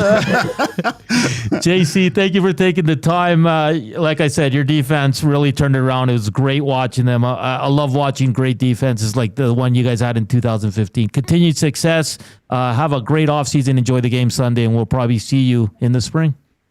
Awesome. Thanks, guys. All right. JC Sherritt, Edmonton Elks defensive coordinator, former star linebacker, Grey Cup champion. A pot roast, eh? He's probably got a lot of people coming over. Yeah, I like that, though. Did he say 4 to 6 hours? In the 4 to 6. I got 4. He said he has 4 to 6 hours to get ready for this thing. That's great. That thing just melts apart. You make it in the morning. Oh, yeah. And the whole house smells like a pot roast. Yeah. I like that. That's great. I had some really spicy wings last night, Gager. Where? Brewster. They're called the Inferno. Was that the top of the heap, or is there like suicide ones? No, that was like the they were hot, but still I was okay. Yeah. Yeah. But like I was sweating a bit. Really? No, yeah, man. I could handle it though. Okay, that's good. Because now when I get wings anywhere, like they're just not hot enough. Like just the regular hot. Yeah, there's a lot of wimp mouths around. I think they just tone it down a bit. Yeah. Right? Remember that place, Northern Chicken? Yes. So their hot, like their Nashville hot sandwich, it made the follicles on your head like tingle. I thought my hair was growing back. So the GF went once with her coworkers. The only time she went, and she's like, "I'll try the really hot." Oh yeah. She said she couldn't even eat it. No, my brother-in-law and I did it, and it was really uncomfortable. But it was so good. But we just got one piece that was like it had a moniker like "We're not responsible for what happens" or something like that. It was good though, man. Yeah, I wish I could have tried it before they closed. They closed down their facilities and all that. Hey, JC Sherritt, you joined us on the Old Country Towing video hotline. You need some towing needs? Give them a ring at 780-986-6088 for all your towing needs. Adam Gold threw me off when he goes, "What if your team doesn't work hard?" I'm like, damn, I never thought of that. Who said that? Adam Gold. Because I read the liner and he goes, "What if your team doesn't work hard?" Oh, right. I was like, well, kind of fits with the team that we cover here, right? It's tough to say they don't work hard, but they definitely don't work smart, and their level of execution is really low. Okay, that's good, the good way of putting it. Like they work hard. Like they're not out there not working hard. No. They're professional hockey players. Yeah. But he's smart, and they don't hone in on the details, man. No. 1-1, Florida. Nashville, Pittsburgh from Sweden. 1-1. Yeah. Some unfortunate news on Jack Hughes, if you missed it. Got hurt at a team dinner. Slipped. It just sounds awful. Why not just say, yeah. It's better if he said he did it at home. Yeah. I remember one time Dougie got injured, and it was in the weirdest way. He was taking his bottles to the curb for garbage day, but I guess one had broke inside, and they rubbed across his leg, and he sliced his calf. Did he get an infection? I don't know. That's crazy, man. Yeah. Absolutely wild. It's funny how you play a game with guys with like sticks and essentially knives on their feet, and you get hurt walking your garbage to the curb. Oh. Like what's going on? Coming up next, courageous moments inside the numbers. Screw it, let's do this parlay. We have our CFL picks, Joaquin. Are you excited? We have CFL picks? Well, we got to pick the Grey Cup winner. Let's go. JC didn't help me out one bit. He said in the 20s, so low score. All right, we're back to close it out here on EST Afternoons.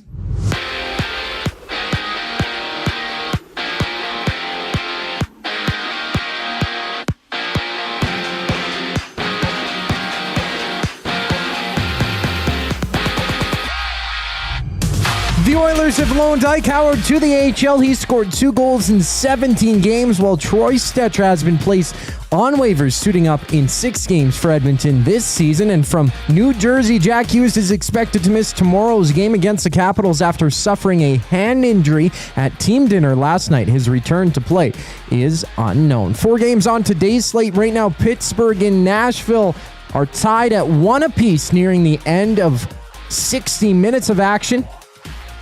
Later on, we see the Flyers match up with the Blues, and the Islanders take on the Mammoth. From Montreal, Alex Newhook is expected to miss 4 months after undergoing ankle surgery, while Caden Gooley underwent surgery to repair a torn adductor. He's out 8 to 10 weeks. CFL news, Montreal's Davis Alexander says he'll be ready to go for Sunday's Grey Cup against the Riders. He recovers from a hamstring tweak he sustained against the Ticats in the East Final. NFL updates, no Dalton Kincaid for the Bills this week against the Buccaneers. He's out with a hamstring ailment, plus Isaiah Pacheco of the Chiefs won't play against the Broncos, battling a knee issue. On the court, there's 9 games in the association, including Portland visiting Houston. The Screw It, Let's Do It NHL parlay and Hernan and Gager's CFL picks next on EST Afternoons. I'm Zachary Kubish, and you're up to date. Wing showdown time at the Canadian Brewhouse. Creamy street corn goes head-to-head with Mexican chili lime. 2 bold flavors battling for your taste buds. Grab them anytime, or just 69 cents every Wing Wednesday. The Canadian Brewhouse. Our house is your house.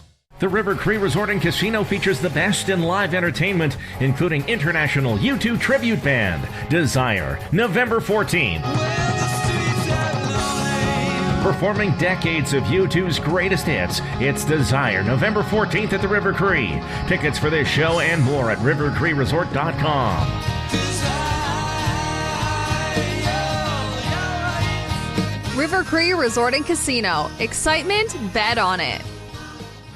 You've heard the name, but what does it mean? For over 66 years, William Huff Advertising has supplied signage from screen printing to digital to LED with design, production, and install in-house. It's a one-stop shop for all your signage needs. Edmonton owned and operated, William Huff has been trusted by the biggest companies and teams in the City of Champions and many others across the country to do the job. If you're looking for a way to get the word out about your company or event, they are the answer. Go to www.williamhuff.com. Their results speak for themselves. Hockey is heating up, and so is the excitement on Play Alberta. With casino winners every hour, jackpots worth millions, and revenue that stays in the province, there's never been a better time to sign up. Right now, our listeners can score a $50 free bet when they make a minimum $50 deposit with code EST50. That's code EST50 for a $50 free bet. Start playing with your game sense today to find out if you're Alberta's next winner. Must be 18 plus to play. If you gamble, please use your game sense. At Firehouse Subs, our subs are freshly toasted, stacked high, and crafted to satisfy. Each sub is piled high with premium meats, melty cheese, and toasted to perfection. Firehouse Subs brings bold flavor to every bite, all served on a freshly toasted roll. But we're not just feeding Edmonton, we're fueling it. Dig into the brisket hat trick, piled with slow-smoked brisket and melty cheese. Or go to the Firehouse Subs fan favorite, the Hook and Ladder. Made to order with smoked turkey, honey ham, and Monterey Jack cheese on a perfectly toasted roll. With 15 Firehouse Sub locations across Edmonton and the greater area, it's easy to grab a hot and hearty sub close to home. Firehouse Subs. Hot, hearty, made to satisfy. Let's begin, pal.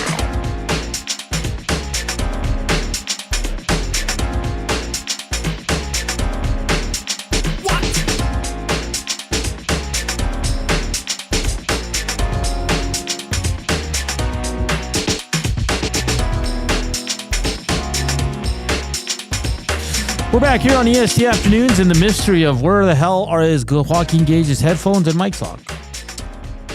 This is a mystery of all mysteries. Definitely need cameras in here. That's weird. We've checked like everywhere. Yeah. Unless I did something really bizarre with them. You're going to get home and you'd be like, they're at home. Yeah. Boone's going to have them in his mouth. Yeah. Courageous moment. Time to get to our courageous moment for the Alberta Blue Cross. Courage to shoot your shot on and off the ice. Alberta Blue Cross is right there with Albertans. Coop gave me this idea. Mm-hmm. We're going to give the courageous moment to our fearless leaders. Dustin Nielsen and Matthew Wanick for letting us stay here by ourselves. Oh. How about that, eh? Been pure chaos today. No, it's gone smoother than ever. And then they're not here Monday? Yeah. Poof, mail it in Monday. There's no better day of the week to mail it in than a Monday. Can we just preempt the show? Yeah. We'll have to do 2 for whoever wins the Grey Cup, but whatever. Yeah. Courageous moment goes to Dustin Nielsen and Matthew Wanick. Hopefully they're behaving themselves down there. Oh, God, no. Well, I heard Haas on the lock shop. He's like, yeah, 3:20 when my show's done, I'm Ubering right into downtown and it's go time. Yeah. So imagine those three together. They won't even know their own names by 9 o'clock. Boy. And Dusty with a cool jacket. Cool jacket, twisted tee, a couple chicken tendies with dill sauce all over them. You think that's all he's... How much dill sauce is on that jacket right now? A lot. A lot. Yeah. I hope he has to wear it here because I want to see it in person. Yeah. So courageous moment goes to our fearless leaders, Dustin Nielsen, Matthew Wannick, letting the boys run the shop here for a couple days over the weekend as well. And good stuff. You'll be on the pre and post game. Always enjoy you on there, Joaquin. Last time you did it was us, but it was both of us. It was too, wasn't it? Yeah. When you made was it bad? They lost to New Jersey that day. Yeah. Yeah, it was bad. We were with Benny. Yeah, because Jack Hughes was dominant. He was really good in that. He could have beat the Oilers with one hand. That's our courageous moment for the Alberta Blue Cross. Let's get to the screw it. Let's do it parlay or play Alberta inside the numbers. Deposit $50 or more and get a $50 free bet or casino bonus. Promo codes EST Sports, EST50 or EST Casino. Who wants to go first? Well, I think I'm going to go. I'm going to go Jackson Blake Point. Oh, you took mine. Really? I swear. Yeah, that's good. That's good. I was going to take Blake. At least I know you're thinking straight now. Cool. What do you got? Matthew Schaefer Point. He's on a 2-game point streak, had a goal and an assist. I like it. It's okay. The other game, yeah. Against the Mammoth? Yeah, the Mammoth. Yeah, but in Utah. He's due to get cold. But he has been cold. He's hot again. Oh, boy. Should I go goal, boys, or what? Sure, it's Friday. Why not? Talk to me, Goose. Well, I want to win. Taylor Hall goal. No. That's not He has a point every other game. We don't bet on Taylor Hall on this show. All right? Do it on any other show. We do not bet. Gager is not a fan. Not a fan. Of Mr. Taylor Hall. A double hockey sticks. Screw it. I'm going to go Cooley Point. Okay. Let's do it. Logan? Okay. So Blake Point, Schaefer Point, Cooley Point. I like it. There you have it. I think Cooley's due as well. Some young guns? Free money. Free money. Are you going to sprinkle it? Okay, Joaquin. Who's going to win the Grey Cup on Sunday at around... Montreal. You're taking the Elks, eh? Yes. You want to give me a score? 28-21. Cool. What do you got? I have Davis Alexander going undefeated and winning the Grey Cup. Score. 33-17. I'm taking the Riders to win it and hand Mr. Alexander his first loss in the CFL. Oh. And the score will be 26-18. Really? Who you got, Nassies? And I'm taking the Riders because I want the whole brothers to celebrate like no tomorrow after that win. Oh, man. What time's that game start? 4:30. Okay, that's all right. You want to pick an MVP? Well, Alexander. Davis? Yeah. Can't deny this guy, man. Usually the quarterback. Yeah. I guess he's due, in your line, I think he's due to lose, right? Like, if anyone's due, it's Davis Alexander. Yeah, he is due, but... Okay, so the commissioner today announced a new CFL website, team sites, and CFL app to come in 2026, which is awesome because the CFL site is not very good. He also announced season-long fantasy football, which is going to be very, well, just like the NFL fantasy football. How are we doing that around here? Like, is it... Because it'd only be like 4 to 6 guys that can compete. Yeah, because there's not enough teams. Right? Yeah. So are we going to have to like join together? Maybe we have 2 divisions. But what if like you and I were like... what if we did them by you and shows? I are like Jackson and Bowman, right? Jeez, like EST afternoons team? Oh, that's how we should do it. Yeah. Shows. So shows. Dusty and Eric, you and I, Reed and Jay, Maddie and Tom. We're the producers. And then we put the producers as the one team. Right. Oh. Yeah. Let's do it. That's the way it has to be done. Screw it. Let's do it. Screw it. Let's do it. That'll be good. Then we can rag on the other teams. Yeah. The other shows. Well, we'll be first. What an idea you just had. Yeah. I'm a brilliant fantasy Holy player, smokes. so. Brilliant. That not drinking's really paying off. It is. Hopefully it gets the youth involved more in the CFL with this fantasy football. We'll see. It'll get everyone involved. Well, it's if they market it right, though, right? If they just make it and have it out there, nobody's going to know because people of my age don't really care about the CFL most times, which is unfortunate. Like I even asked my buddies who are big into football what they're doing for Grey Cup, and they're like, "Oh, I'm watching the Broncos play," and I'm like, "Well, it's Grey Cup, like it's Grey Cup weekend, guys." So you have to advertise it in the right way for people to see it. Is it? Can you say it as a broadcaster? Oh, fantasy team's not doing that well today. It's a good question. I don't know. I don't think NFL guys do. But they don't have to. But I mean, if Dusty says it with Suits, like I think that's good and funny. It is. Right? Yeah. Ooh, great catch. Love that for my fantasy. What is happening to my fantasy team? What is happening? The commissioner also said he didn't give enough love and he didn't give enough attention to it and reiterated that 3 downs, unlimited motion, and 65 yards wide field are not going anywhere. Okay. So he cleared that up. And then the 2026 CFL schedule will be announced on Tuesday, December 9th. So we'll know who the Elks will open the season with, which is going to be great. How many Machine Gun Kelly songs will you know? I'm making a 0 sign for those people listening. I think I'll know one, maybe. Name one. What's his famous one? Coob? I don't even know what genre he is. I heard him rap, then I heard him do like country. All I heard he doesn't have a was genre. mad at Eminem to try to boost record sales. Yeah, he did a Eminem diss while eating a bowl of oatmeal or cereal. Yeah. That was like 6 years ago already, boys. Oh, Didn't he paint himself black too? Not paint, he tattooed himself. Whatever, same thing. Yeah, his arms are fully black essentially, and I think his shoulders as well. Are you serious? I don't know. That's a good look. Hey, he's got some. A lot of tattoos. Most outstanding player in the CFL was Nathan Rourke, announced yesterday. Oh, okay. Most outstanding Canadian was Nathan Rourke. Nice. Matthew Betts, most outstanding defensive player. Trey Vavel, most outstanding special teams and rookie. There you have it. We covered it all, baby. So, Oilers tomorrow. Then you have the Grey Cup, buddy. Then you have NFL. And then Monday, the Oilers are in Buffalo, where it's guaranteed win night for your Edmonton Oilers. Oh, it's for the Edmonton guarantee? Oh, yeah. They're not losing to Buff. Hey, if they keep allowing chances like that, I don't care what goalie's in net. Yeah, it's a fair point. You could have Vasilevsky and Bobrovsky in net in some of these games. Yeah, and those chances, you can't give up that much. Those great scoring chances. It's crazy. All right, we got to get out of here. The Screw It, Let's Do It parlay is Blake, Schaefer, Cooley, all to get 1 point, okay?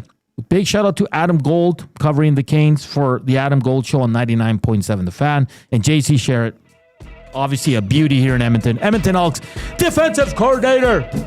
Riders is my pick. Joaquin Cooper going with the Alouettes.